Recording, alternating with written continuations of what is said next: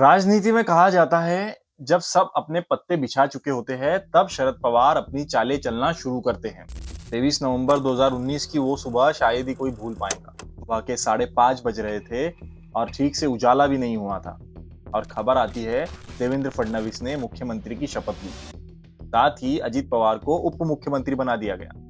BJP ने दावा किया कि उनके पास 170 विधायकों का समर्थन है, लेकिन ये आंकड़े सच्चे नहीं थे। अजीत पवार ने अपने चाचा के साथ बगावत करके कुछ विधायक तो अपने साथ ले लिए थे, पर बाकी विधायक अभी भी अस्तमंजन में इधर उधर छुप रहे थे। यहाँ हमें देखने को मिलता है शरद पवार का असली और पुराना अंदाज। कोई शोर शराबा नहीं, कोई प्रेस कॉन्फ्रेंस नहीं, ना ही कोई फालतू की बयानबाजी।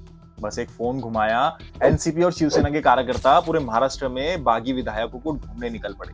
होटलों की घेराबंदी हुई, साथ ही कुछ को तो गुड़गांव तक से वापस लाया गया। उसी शाम तक 35 विधायक वापस पवार के पास आ चुके थे।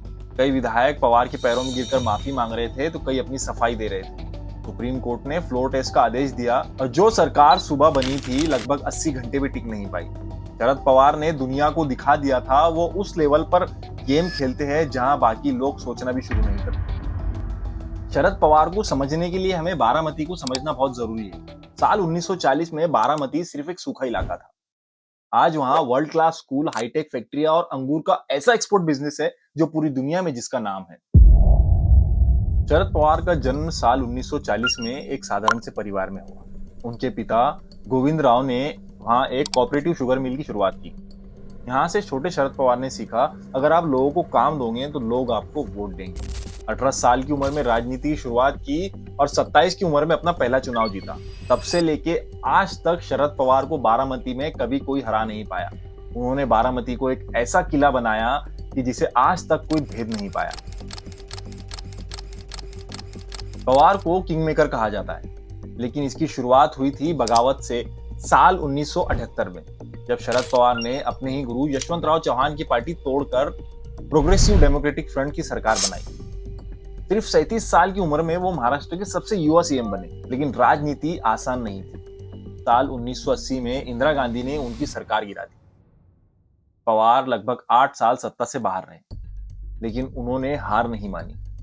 इस दौर में उन्होंने पूरे देश के बड़े नेताओं के साथ अपने रिश्ते मजबूत किए।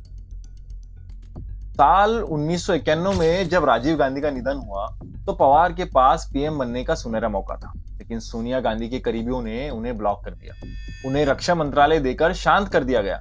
पवार ने ये पद संभाल तो लिया, पर दिल्ली की इस इंटरनल पॉलिटिक्स को वो कभी नहीं भूले। इसी दौरान उन्होंने क्रिकेट एडमिनिस्ट्रेशन, बीसीसीआई और आईसीसीआई में अपनी जगह बनाई और उन्हें वो ग्लोबल पावर मिला जो किसी भी इंडियन लीडर के लिए उस वक्त पाना बहुत मुश्किल था।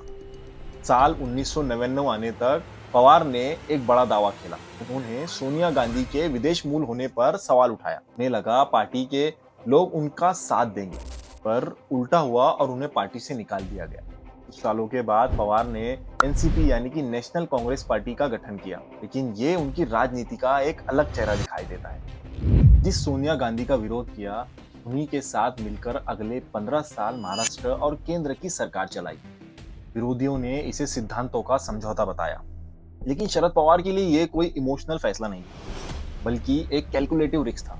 सत्ता की शतरंज पर अपनी गोटियां सही जगह फिट करने का एक तरीका था। शरद पवार का करियर सिर्फ जीत की कहानी नहीं, उन पर कई दाग भी लगे, जैसे दाऊद इब्राहिम के साथ संबंधों के आरोप, लावसा जैसे प्रोजेक्ट में भ्रष्टाचार की बातें उठी, पुणे के पास जमीन हड़पने का आरोप भी लगा। साथ ही चीनी घोटाला और गेहूं आयात के स्कैम पर एक बार फिर पवार का नाम उछला गया। दिल्ली में एक युवक ने शरद पवार को थप्पड़ भी मारा। हालांकि इन तमाम आरोपों के बावजूद पवार ने किसी भी मामले में कभी दोषी नहीं पाए गए, जो उनकी कानूनी और राजनीतिक समझ का प्रमाण है। 2023 में जो शरद पवार ने 1978 में किया था, वहीं उनके साथ हुआ। उनके भतीजे अजीत पवार ने पार्टी तोड़ दी और बीजेपी के साथ चले गए। लगा कि 84 साल के शरद पवार अब खत्म हो चुके हैं, लेकिन शरद पवार ने फिर सबको चौंका दिया। वो सड़कों पर उतरे। सातारा की उस ऐतिहासिक बारिश में भीगते हुए उन्होंने जो भाषण दिया, उसने पूरी हवा का रुख बदल दिया। 2024 के चुनाव के परिणाम उन्हें साबित कर दिया था कि असली पवार कौन है। ये सिर्फ एक चुनाव नहीं था, बल्कि एक लेगेसी की जंग थी, जहां सुप्रिया सुले ने अपनी सादगी और शरद पवार की राजनीति के दम पर विरोधियों को चारों खाने चित कर दिया। अजीत पवार की एग्रेसिव पॉलिटिक्स आगे बढ़ने की जिद उन्हें शरद पवार के सामने लाकर खड़ा तो कर दिया, लेकिन साल 2025 के खत्म होते होते राजनीति की गलियारों में एक नई चर्चा शुरू हुई। कहा जा रहा था कि अजीत पवार अपनी पुरानी गलतियों को सुधारना चाहते थे। महाराष्ट्र की सत्ता में खबर गर्म थी कि अजीत पवार शरद पवार के पास वापस आना चाहते हैं। उनके और शरद पवार के बीच कुछ गुप्त मुलाकातें भी हुई, जिससे लग रहा था कि चाचा भतीजे फिर एक साथ आने वाले हैं। लेकिन नियति को कुछ और ही मंजूर था। 28 जनवरी 2026 की वो काली सुबह जब अजीत पवार का चार्टर्ड प्लेन बारामती के पास क्रैश हो गया। इस हादसे में अजीत पवार की दुखद मृत्यु हो गई। इस खबर ने पूरे देश को सन्न कर दिया। आज सबसे बड़ा सवाल यह है कि क्या यह सिर्फ एक हादसा था या कोई गहरी साजिश। जिस समय वो शरद पवार के पास जाने की तैयारी कर रहे थे, ठीक उसी वक्त उनकी मौत हो जाना। क्या कोई नहीं चाहता था कि परिवार फिर से एक हो। रोहित पवार और परिवार के कई सदस्यों ने इस हादसे पर साजिश का शक जताया है। इसकी जांच अभी चल रही है। सीआईडी और एएआई भी इसकी जांच कर रही है। अजीत पवार एक ऐसा नाम था जो दशकों से महाराष्ट्र की राजनीति में केंद्र में रहा। उनके पास पावर था, पैसा था और समर्थकों की भारी फौज भी।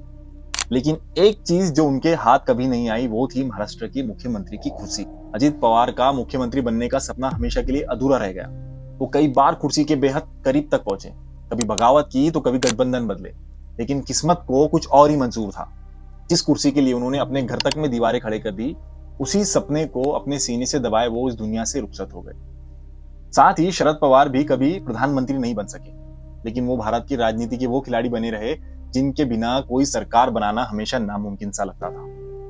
क्या आपको लगता है कि अजीत पवार की मौत के पीछे कोई सोची समझी साजिश थी? क्या उनका शरद पवार के पास वापस जाना किसी को खटक रहा था?